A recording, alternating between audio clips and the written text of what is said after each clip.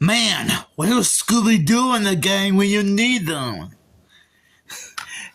I'm just kidding. But it's me, the media guy here. And if you didn't see the title and thumbnail, today I'm here to share my thoughts on Night at the Museum. Now, I assume that most of you guys have already... I assume that most of you guys are familiar with every single Night at the Museum movie ever. The entire trilogy in general.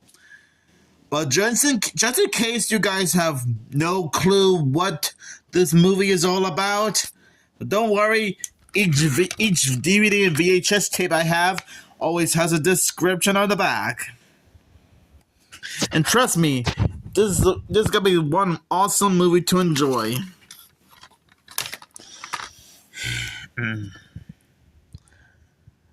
Ben Stiller leads an all-star cast, including Robin Williams, in this hilarious blockbuster hit.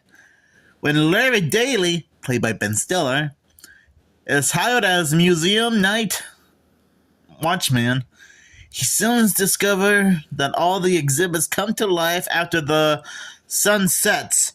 Oh boy. Can he figure out a way to control the chaos and become a hero in his son's eye? Boosting jaw-dropping special effects and big laughs, Night at the Museum is your ticket to non-stop fun.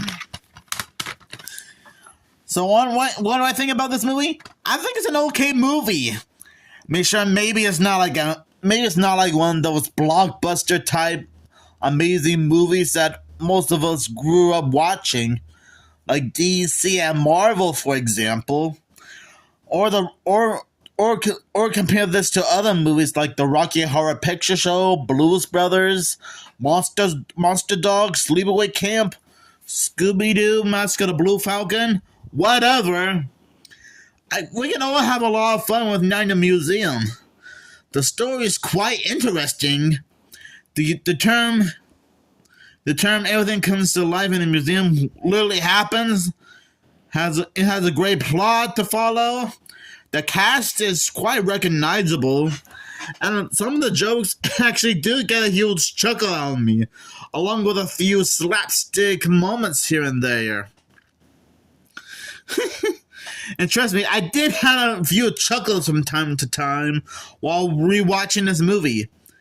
And yes, before I started my YouTube channel, I did grew up with the first and second Night at the Museum movies.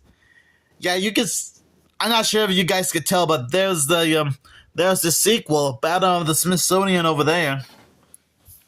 So yeah, I think this movie is great.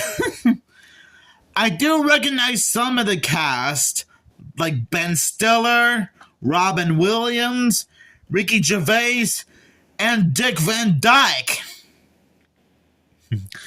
Okay, I was mostly familiar with Dick Van Dyke and Ricky Gervais the most, because I'm sure they were in other TV shows and movies before and after working on all three Night at the Museum movies. Because at one point, we both know that both Dick Van Dyke made a guest appearance on the new Scooby-Doo movies, and Ricky Gervais made a guest appearance on Scooby-Doo and Guess Who. I know that Ricky Gervais was also in Muppets Most Wanted, another movie that I seem to remember watching. And I know that Dick Van Dyke will also starred in Mary Poppins and had his own sitcom show called, The Dick Van Dyke Show. And I already mentioned Ricky Gervais and Dick Van Dyke appearing in two separate Scooby-Doo series. I gotta admit, the special effects for this movie look fantastic. Like the dinosaur skeleton, sorry for the stuttering, like the T-Rex skeleton coming to life. In fact, when Larry first signed on to do this job, he was a little bit skeptical when Cecil Frederick told him, "Don't let anything in or out," which really had Larry a bit confused about what he meant. until he found out later that when he discovered the Tyrannosaurus Rex taking a sip from the water fountain, which really freaked him out. And he also discovered that the rest of the museum exhibits have came to life, which is pretty wild when you think about it. I mean, every single statue representing different historical figures coming to life and getting into all sorts of wacky shenanigans in a museum. So I'm guessing this is almost like Five Nights at Freddy's before Five Nights at Freddy's even became a thing. Or it's kind of like Toy Story after it still became a thing, when you think about it. So I'm guessing it's kind of like the Toy Story and Five Nights at Freddy's franchise mixed into one, and throwing in some historical figures. And what I actually get is cool. It's actually cool to see Robin Williams portray Teddy Roosevelt, our 26th president of the United States of America. And I don't know why, but whenever I think of this movie, it's somehow giving me Bill and Ted vibes. Which is kind of fun because when I was growing up with the first and second Night at the Museum movies the most, I didn't know much about Bill and Ted until later. A lot of the cast members did their best with what they were giving. And sure, maybe this movie, and like I said, maybe this movie and its sequels are not like masterpieces. You still tell that the cast and crew still do their best to make all three Night at the Museum movies enjoyable to watch. And trust me, it really does. And I guessing this movie is kind of like a one big history lesson. Now helping us know about these historical figures. Like Sacagawea, Teddy Roosevelt, the Killer Hunt, Christopher Columbus, a couple of Civil War fellas, as well as some Western folks, and a lot more. Now, I wish my history class in high school played these Night at the Museum movies for fun. I'm not sure if most schools still do that right now. Now, have you guys ever been to a history class and they started playing every single Night at the Museum movie in a row? Just let me know down in the comments below if that ever happened. And yeah, I will address the elephant in the room.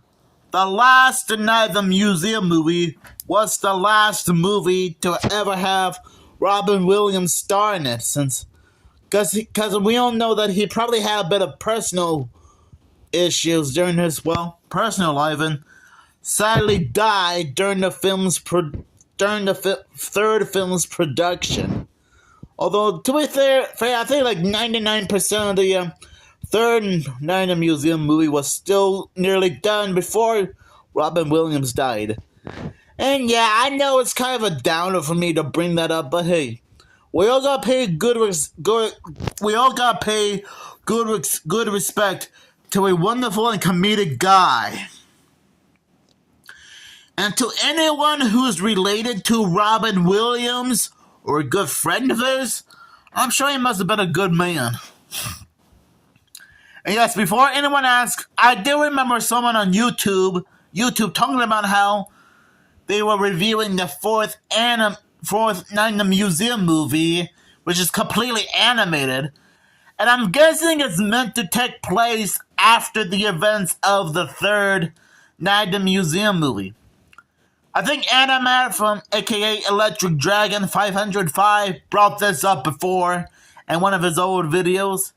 And based on some of the footage he showed, the fourth Night at the Museum movie doesn't look too bad. I mean, sure, it may not be perfect, but it doesn't look too bad. And it's also completely animated too, which is kind of funny how Okay, never mind.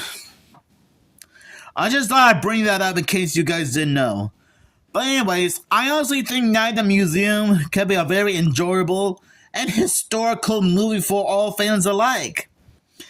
And it can be very educational at times. Now, I'm not gonna give away who the big villains are in this movie since...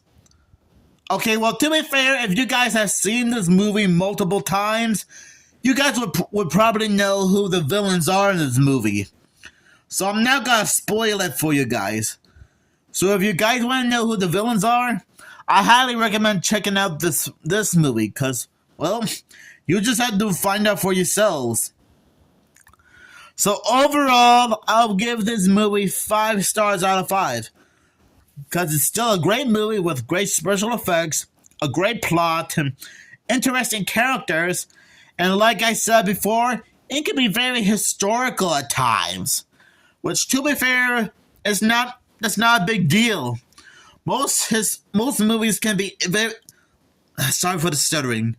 Most movies and TV shows can be very educational at times, if you know what I'm talking about. Yeah. Pure fun for the entire family. Well, it's not wrong, that's for sure. So thank you guys for watching, and I'll still try my best to find the third Night in the Museum movie.